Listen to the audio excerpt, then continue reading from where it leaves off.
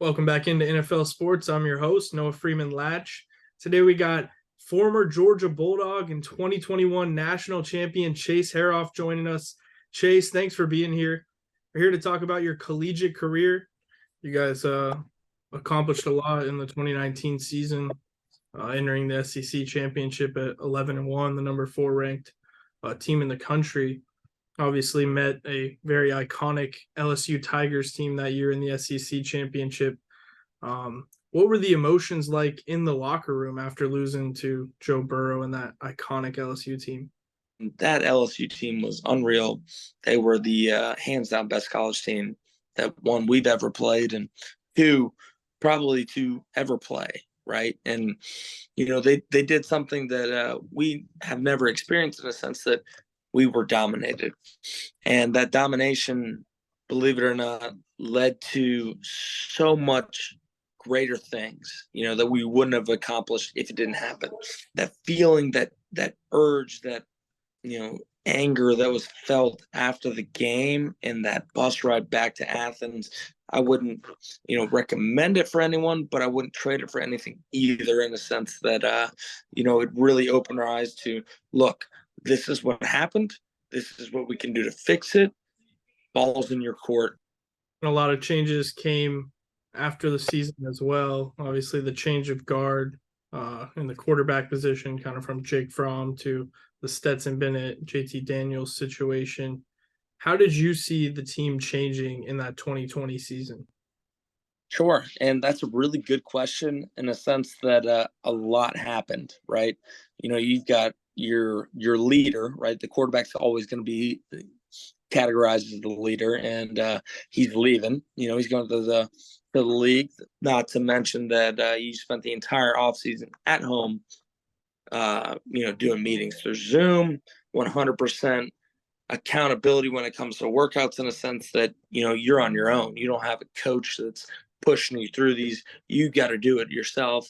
And, at the end of the day, it just led to some adversity. So, first game of the year, DeJuan is starting and he struggles, and then Stetson takes over, and Stetson takes over for good half of the season, and then JT gets healthy finally, and JT kind of works his way into that role, and that role was earned, not given. Nothing's given there, and he ended up leading us to a Chick-fil-A bowl.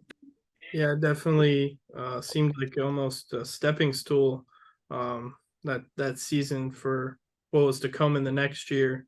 Just a reminder for anyone just joining us, this is NFL Sports, and I'm Noah Latzsch. We're talking to former Georgia Bulldog and 2021 national champion Chase Harof about his career.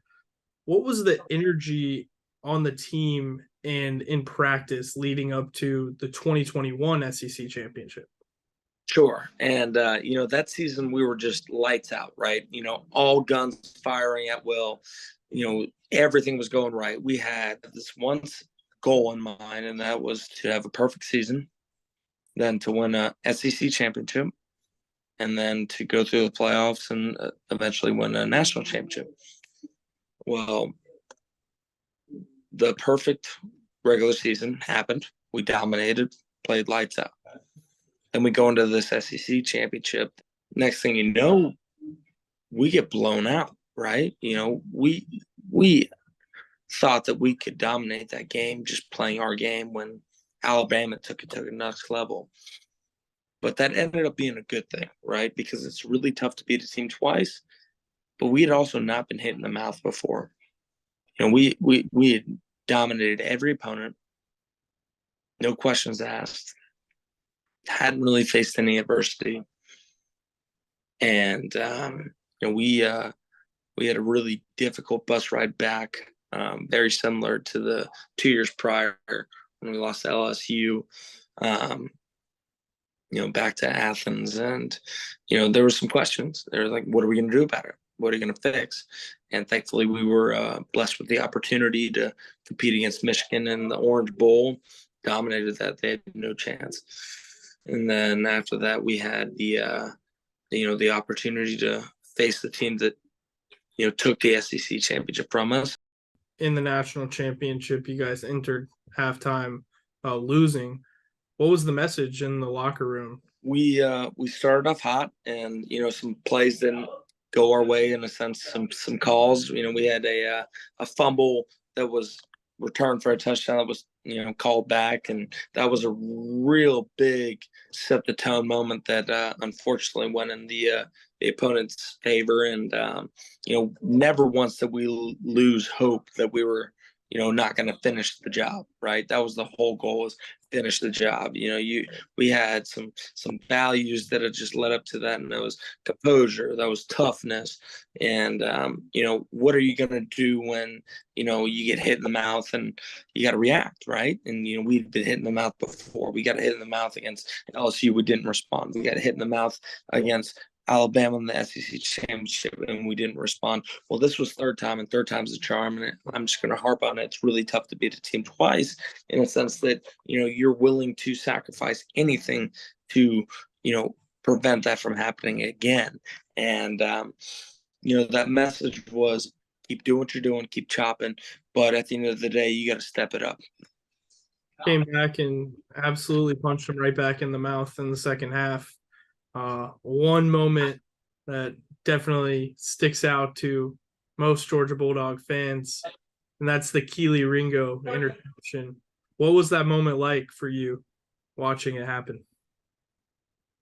Yeah, so that moment, I was more of an offensive guy, played some special teams, and we've done our part, right? We got the lead, and Alabama's driving in a sense, and next thing you know, you need that one guy to step up, right? And that one guy was Keely, and Keely sealed the deal in the sense that he took the ball out of the sky and he took it home, and he had that drive to do whatever it's possible, to lay it all on the line, no excuses, to accomplish that one goal that we needed a team to achieve, and that was to seal the deal in the national championship game.